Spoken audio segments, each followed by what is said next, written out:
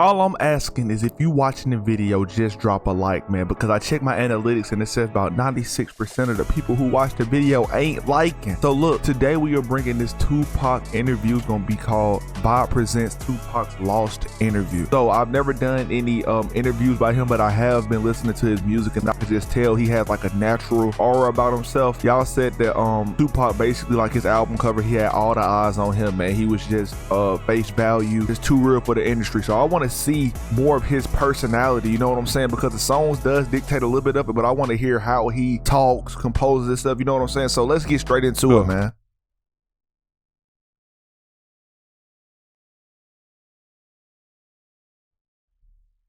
Just remember that right here, I could have been doing something with a lot of curses in it, and I wouldn't have rhymed with online vibes to the last word. It'd have been a whole bunch of motherfucking rockers. But I ain't gonna do that for the kids out there, so I changed. But vibe online. So imagine it was a rap on the back of that. Vibe online. Cool. That's it.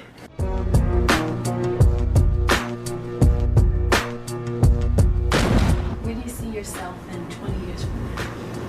If God give me breath for 20 more years, I see myself changing the world. Because my thought patterns are so opposite of what's the norm. Really? So I would have to change the world, or I have to be changed by the world. Ooh.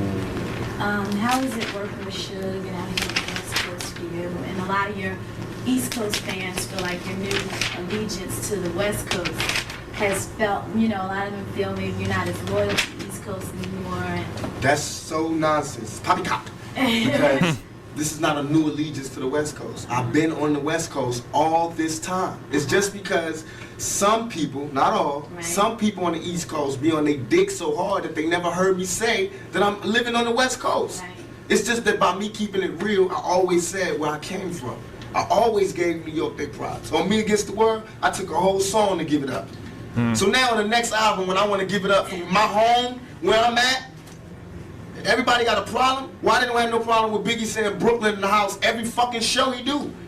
Why they don't have a problem with Bronx and boom? They just did a Sprite commercial off the bridge. So he just saying because he stay in LA, he just was trying to, you know, represent them where he was living at the time, but he always gives his love back to the East Coast. Tupac just seems so real, bro. Some people like they get up there and then they just forget about their hometown, but a lot of people embrace that. I can just tell he was one of the ones to do that. KRS, why is it not hip hop when I do it? Well, I mean, goddamn.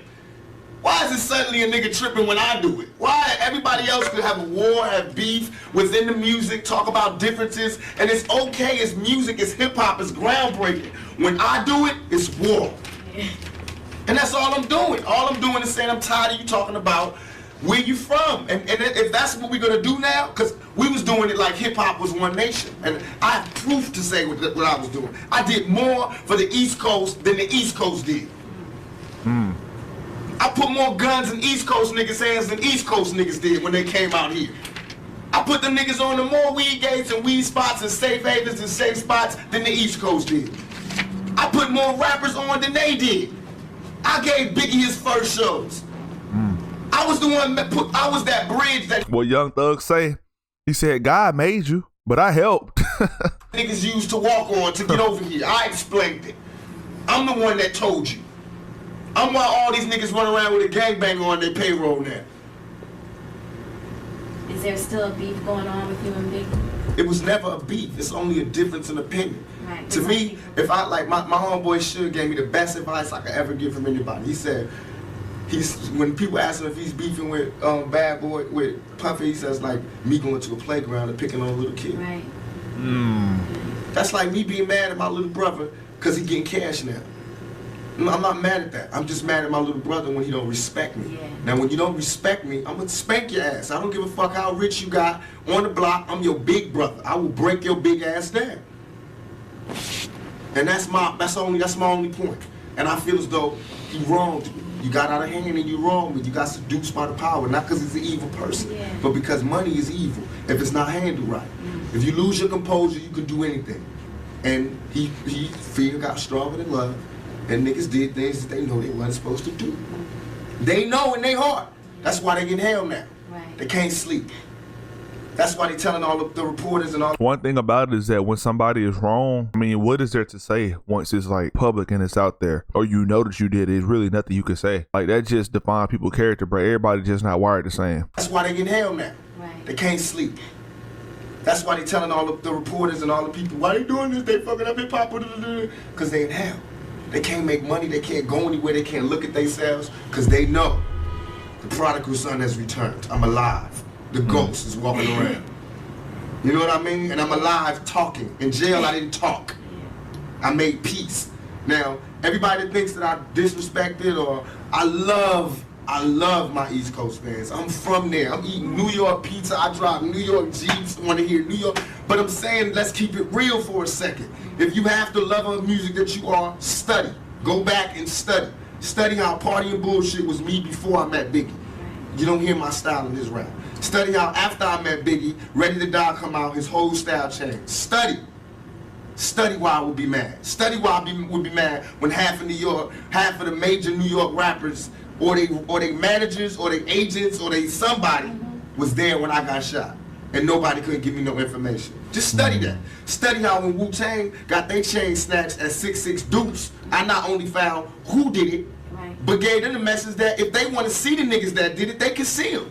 Ooh. Man to man. Just you and them. So does he just feel like the East Coast basically turned their back on him? Now let me know down below in the comment section. So he just basically saying like, I did all this, I'm doing all that, but I'm still not getting, you know, it's not that he wants to get praised for it, but he's just saying like he's done so much to the point where he shouldn't have to vocally claim the East Coast. But I see where people can say that he turned his back on them, but then again, he's done so much, but now he's bringing it to the public eye because he has to. Man to man. Just you and them. No guns, no nothing. If you feel like that. That's all I ask for. That's all I ask for. If you're going to act like you a gangster or a G or the king of New York, I'm going to expect that. And when you don't come through, then I'm going to want to crush your empire. And that's what it's time for. So do you think Puffy was involved in the shooting? Only they can answer that question. I have my own opinion, but I wouldn't slander their name like they did mine. I wouldn't say things that I knew, you know what I mean? I believe so. I do believe so. I have proved things that I can say that will back up my claim, but this is not for the world to know about. You know what I mean? It's between me and him, and only he knows. So every time he say it didn't happen, or that's the only thing that makes this become an issue to everybody. Because you seen what I said in the Vibe article. I basically bowed out and was gonna go ahead about my life. The next issue, that wasn't even the next issue, because them cowards waited about 4 issues before they got their story together. 4 issues later, half of New York is commenting on me getting shot. And before, they was all like, we didn't see nothing. In the first issue, read it, Vibe viewers. Nobody seen shit. The 4th issue, when they came back with a reply, everybody knew what I did. They knew what I said. I was acting. Who gets shot 5 times in acts? Oh, I didn't get shot 5 times in their vision. I only got shot once because they found the bullet. The police found it, but now they the cops. Now they doing detective work. They found the bullet. Oh, you found the bullet, huh? So what is this other shit in me then? That don't mean what shit. Was the doctors talking about? What? Can you explain these other holes in me? How'd I get gunpowder all over me? That insulted my intelligence. So yes, I did say Thug Life was dead. Yes, I bowed out, all of that. But when they said that, they breathed new life in me. And Thug Life not only became a rap group, but it became a way of life for life for me. Because they disrespected me, my name, my family, what I had been through. They said that I couldn't be in pain.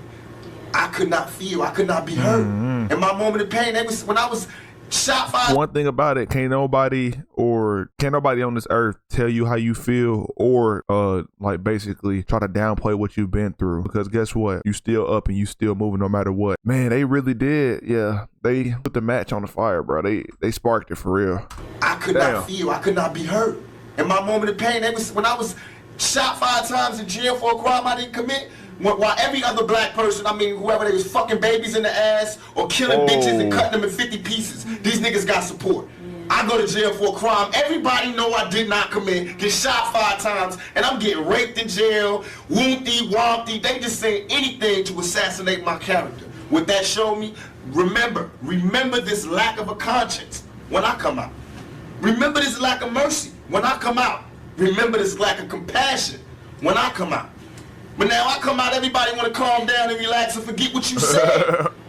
Donnie Simpson was on TV in front of bars like this going, who am I? Tupac. But I'm wrong. You feel me?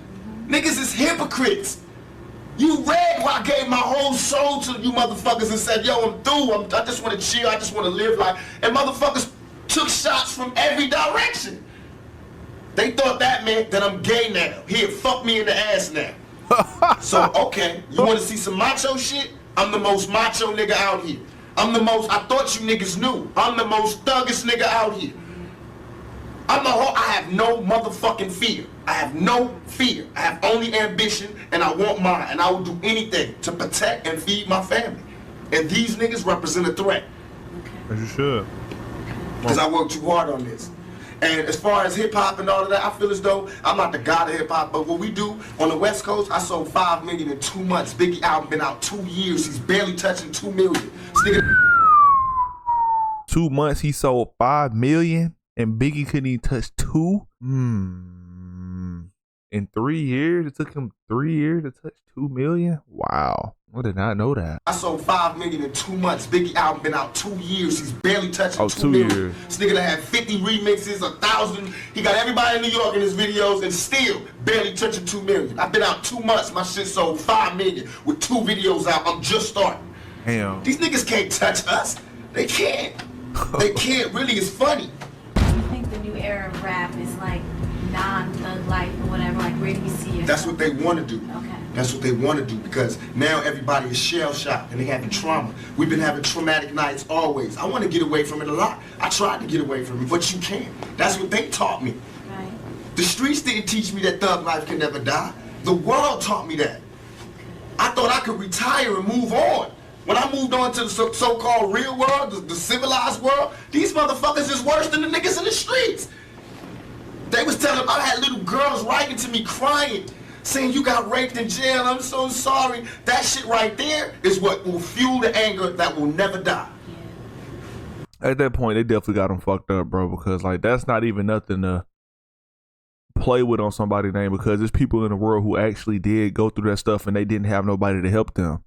So I get why he came out so angry and just, you know, he put his foot down, bro, because y'all not about to play with my image because your image is basically everything. Your brand. You are your brand. So whatever you have attached to you, that's what people are going to perceive you for, which perception can be, you know, each person has a different perception on you. But it doesn't matter because as long as you have a clean image and you're doing what's right, you know what I'm saying? That's who you are, no matter what anybody thinks. But Tupac's like, fuck it. Like, y'all not finna play with my name. I know who I am. I know I ain't get the R word in jail. Come on. I had to write letters to 1,000 little kids explaining to them that I would be dead before a motherfucker would rape me, and you know that. So, as far as everybody, there is no mercy in my heart. You know what I mean? I'm not out here on no wild shit like I was before. This is not the same Tupac, believe me. I'm just very pissed off. And don't think because you see me at an award show smiling or giving away an award, or because I don't fight at this time, and that don't mean I ain't mad. I'm pissed off. And this ain't, don't tell me ain't nothing wrong and we should all be together and woo woo woo, because y'all niggas ain't getting no more money. You ain't getting no money because I made it that way. Damn. You have groups coming out, you produce Yeah, groups? the Outlaws. Oh, really? I murdered Thug Life and gave birth to the Outlaws. I murdered Thug Life. Them niggas ain't act right. I murdered all of them, as far as the music business. And I gave birth to the Outlaws. And they all blood relatives. Now I got a military, not mob like Italians, but mob like we've been mob orientated all our lives. Fuck that shit they be telling me about, because everybody's saying because we choose to be organized now that we are emulating Italians and we should emulate Italians because they don't like us. Motherfuckers got it twisted. You know what I mean? We got organization because we peak game. And it's not the mob really that we seeing, it's really the government. They the biggest mob. That's who we study. Facts. Governments. Just like me, they say this guy's Mr. Duplicity. He's always saying this good shit to the females, and he say ho and this and that. See, that's where you're wrong. First you tell all the niggas, they tell him Too Short, but he never say nice shit. And they telling him he's a horrible person. I say one bad shit on one side, a good shit on the other side, and I'm Mr. Duplicity. What does the world want? They have to sit their politically correct ass down and figure out what it is they want, because they bullshit.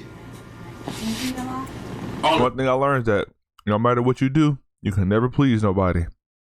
Just saying. And figure out what it is they want, because they bullshit. You read a lot? All the time. All the time. I'm really into books. I'm What's into your the part. favorite title? Right now, I'm into Mastering the Art of War, The Art of War. I just found all these new books. Thoughts of a General, How to Win an Argument Every Time, The Buying of a President. What's that book I got? The Russian guy? Stalin. I got that. Christopher Darden book. You'll Never Work Again in Hollywood. Whatever that is, when they talk about all the people that slept together. I've been reading that. A lot of different things, but mostly shit on what built generals and what made countries and what I want to read what Clinton read. Because he does the same shit I do, but don't, get in trouble. All his homeboys commit suicide. He get caught with his pants down in the bathroom, and this nigga is still the president. Damn. I got women, marching outside my shows. This nigga's the fucking president. I'm 24, he's 40. What's his excuse? Selena. You Aside from, respect Sadida? Who? Sadida? yeah, he's with us. Yeah. Aside from the fame, the money, what do you think you can offer someone in a relationship? Knowledge, bruh. A woman, you mean? Yeah. I believe that, I always discuss this, I feel like I'm one of the old-fashioned type of guys, where as soon as I find me a woman that doesn't mind the fact that I want to be in charge, and that I believe that, just like with the yin and yang, there's a masculine and feminine, I believe in that in a relationship. Right. I believe that most of our problems as black people, and as people in general, is that we've forgotten our roles. The men have forgotten their roles as men, therefore the women have forgotten their roles. And that's where we get all this duplicity in love making and duplicity in sexuality, is because we've forgotten our roles and we're willing to settle for less. Not that they're not legitimate people who really do like this side, but a lot of it right now is just this niggas ain't shit. So I want some pussy, you know what I mean? Right. And the niggas just being like, these black bitches ain't shit and whoop, or these white bitches ain't shit and whooping. For me, I can't do that. I can't turn my love off for a woman, no matter if they send me to jail and they talk shit and they really do piss me off. But I still can't love a man. I still love women. I still get excited when they come in the room and all that. So I feel as though what I can offer is my viewpoint, who I am, and my style, my lifestyle. Right. And that I believe in my heart that I'm a man's man. I'm a man's man. I made myself. I'm a millionaire by my own hands. You know what I mean? Yes, sir. I fight for myself. I've been fighting for myself. I'm a struggler, a striver. I take care of my family. I take everything that you want. I do. You know what I mean? It's just that I'm real. So I'm not politically correct, but I'm still a man's man, and I believe in family values. So I think a lot of the way people view that is, stemming from their childhood. Like, everybody is just different, but I think people should really get to learn each other in the beginning in order to, set those expectations and everything. But one thing about it is most women like a man who can take control. And like he said now N-words ain't shit. Like, all they want to do is, like a squirrel, get a nut. But shoot, that's how it is today now. But now it seems like a lot of, like, I'm not even gonna say all women, but most of them from my generation and below, all they want is like somebody who's gonna spend a lot of money. They call him a shark now. So I don't know. It's just like kind of contradictory for me. I don't know. I'm not politically correct, but I'm still a man's man, and I believe in family values. So What type of woman would it take to get that? a very, very, very strong woman, and one who was more in love with me than I was. Because I have to be more in love with her than she is. And that's what it is. Every time I fall in love with a woman, I don't fall in love with the woman she is. What do you say? Man, go back. He preaching. Bruh, hold on, man. One who was more in love with me than I was. Because I have to be more in love with her than she is. And that's what it is. Every time I fall in love with a woman, I don't fall in love with the woman she is. I fall in love with the woman that she could be. I haven't found a woman. Ooh, you gotta see the potential. He said he fall in love with the woman she could be. I see what you can be. I'm just trying to bring you to the same mindset that I'm at. My girlfriend right now, I love her to death, for real. Like, we bring so much to the table. I'm trying to bring her, financial structure, taking care of your body, all that kind of good stuff, bro. She's bringing me organization, being punctual. it's so much stuff that you could bring to the table, and it's so great to see, like, after the years that you've been with somebody, what y'all have built and where y'all started from. I love it, bro. I love every bit of it. Yeah, that fits up to my standards. And I'm sure I don't fit up to anybody's standards. But I haven't found one yet. But I found ones that I think that have the potential to be the rawest woman in the world. You know what I mean? I feel like it's natural for a man, especially being black, to feel like he's a king and he's looking for his queen. And that's where I'm at right now. You can't be a king until you've made yourself, until you've done something. And I've accomplished my goals. My goals is set it out to make me a man. Now I feel like I'm a man now. I set out goals to make me a king. Now I'm not a king of anybody else but me. You know, nobody else is under my rule but me and my kids. You know what I mean? But I made myself into a king. Now I need a queen to be happy so that I can be a teacher and a father. I can't be that until I find a queen. Yes, yes. Tell you what to do, what to get. Hey man, bring my little homie home. He is not old enough to hang out with you. What?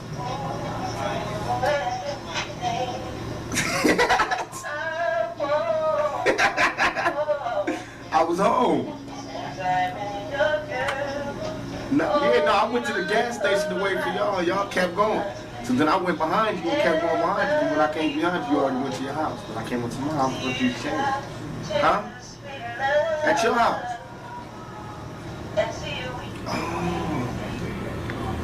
Oh, you did? You ain't see me turn around.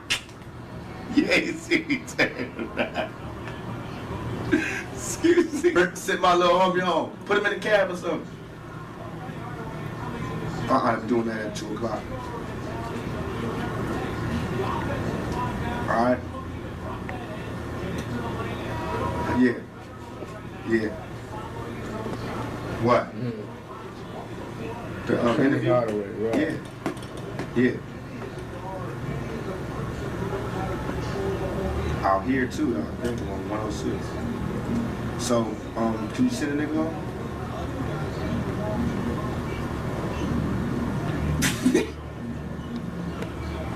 You want me to tell him that? I will tell him that. I'll put that in the interview. So, can you send him home? Huh? Come on, man. The batteries is running out. Cause, man, we got some work to do. You know, I gotta go back to the movie set tomorrow. I don't got but today to work with they have. Yeah, I'm trying to rush the studio. So, can you handle that for me, please? All right, stop bullshit, man. Put him in the cab. I know you smoking on your keys. You think you fucking cash, bro. But send a nigga home. Alright? Alright. Now he don't know how to drive. Don't give him no car. Just put him in the cab. Let him drive. Put him in the cab, man. Fuck. Shit, shout out. This nigga crazy about can he drive? Sit over here in the bed. Yeah. Come on, man. Bye. That nigga crazy. Coughing all over the phone and shit. He trying to take Lou to Vegas. Nigga can't get no casinos. Nigga ain't but, what, 12? Trying to see go to Vegas. Then I said, no, we gonna swim it. That nigga can't swim. You gotta do some homework.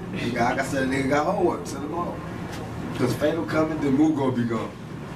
No, we have a pretty fun. I know. You gotta come on now. Yeah, Unless he take all y'all. That's how I'm one of them parents. You wanna take one of our kids out? Take all of them to Vegas. Don't just take the cute little ones. Yeah, I'm working on one right now. That's real. And Tandy Newton called Gridlock. Oh, when's it coming out? It should be out in January, February. We're doing the soundtrack too. Really? You feel real positive about that? Very, very positive. So great. It's gonna be something totally different. Hopefully, this will do something for me. You know what I mean? It's a shaking. If for nothing else, at best, it'll just prove I can show up on the set on time and still have an album that sell 5 million and doing my shit. Congratulations Thank you. on that. And still be pushing this, thank you. And still be doing that. It can show just that we good, that I work hard, if nothing else, to show why I should not be in jail. Because in a little bit of time that I've been out, I've made these things to show that I don't need to be in jail. You know, you can still rehabilitate my ass right out here, you know, with everybody else. Because it's the money that rehabilitates me, not the jail. Okay. What about father figures? Like, You don't hear much about you speak about your mother a lot, not about your father. Well, I'm ready to hear this. You have a relationship with him? I thought my father was dead for all my life, Really? except after I got shot, I looked up and there was this nigga that looked dead on me, and he was my father, so I found out. We still ain't taking no blood test, but I mean, the nigga looked like me, and then the other nigga is dead, so to me, it's like I'm past the father thing, you know what I mean? But I do want to know him, and I do know him, we do talk, and he did help me when I was locked down, he did come visit me, and it's all love, but I'm past that. Religion, what religion are you? I'm the religion that, to me, is the realest religion that is. I believe in God. I try to pray to God every night as I pass out. Right. And I think that's, and to me, religion, my idea of religion is this. I think that if you, I learned this in jail, because I talked to every God there was in jail. I think that if you take one of the O's out of good, it's God. And if you add a D to evil, it's the devil. I think some cool motherfuckers sat down a long time ago and said, let's figure out a way that we can control motherfuckers. And that's what they came up with, is the Bible. Because if the guy wrote the Bible, I'm sure it would have been a revised copy by now. You know what I mean? Because a lot of shit has changed. And I've been looking for this revised copy, and I don't see it. I still see that same old copy that they had from then. And I'm not disrespecting anybody's religion. Please forgive me if it comes off like that. I'm just stating my opinion. I feel like we get crucified. I mean, the Bible was telling us all these people did this because they suffered this much. That's what makes them special people. Right. I got shot 5 times. 1, 2, 3, 4, 5. You know what I mean? And I got crucified to the media. You know what I mean? And I walked through with. She seemed like she trying to get freaky up in there. I ain't gonna lie to you. He's seducing her.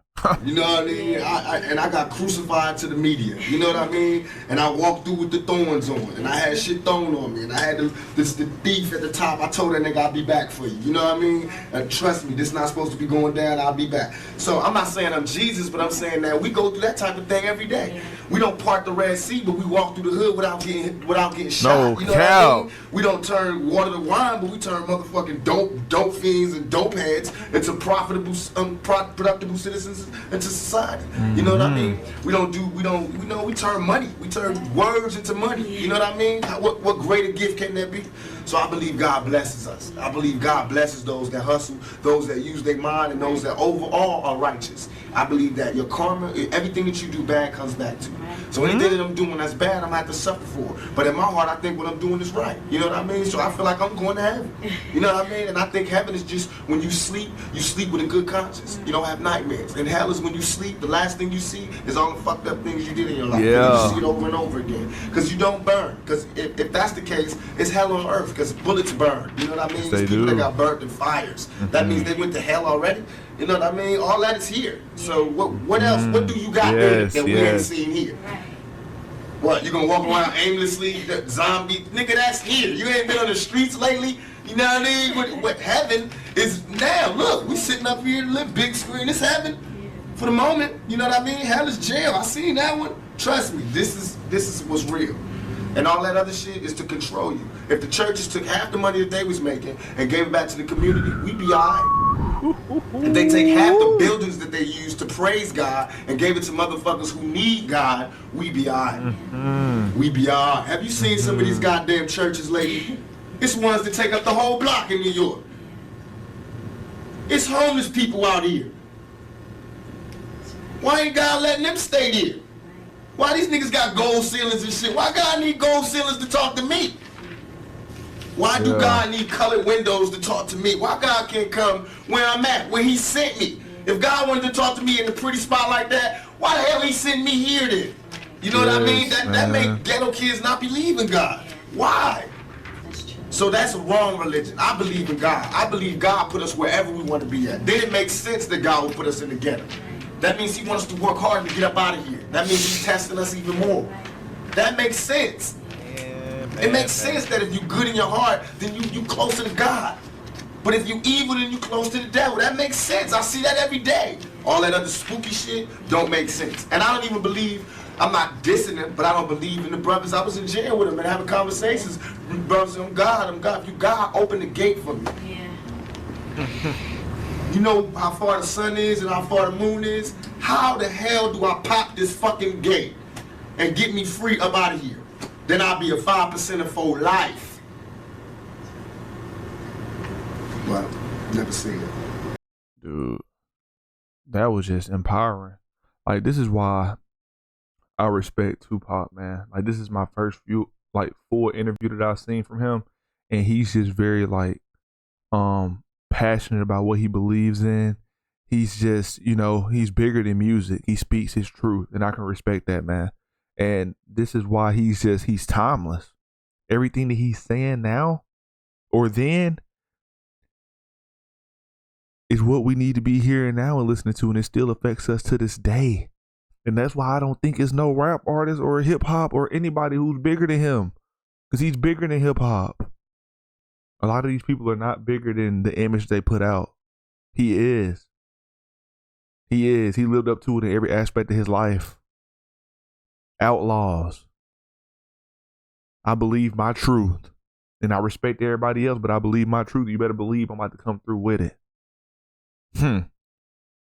Man, that almost brought tears to my eyes when he started talking about that at the end. He said we already living in hell. I don't want to. Let me just not get into that, because that's just something you don't talk about. But look, y'all understand what I'm trying to say, man. Rest in peace to the legend. This just made me gain even more respect for him. Cannot lie. I'm out of here. Peace.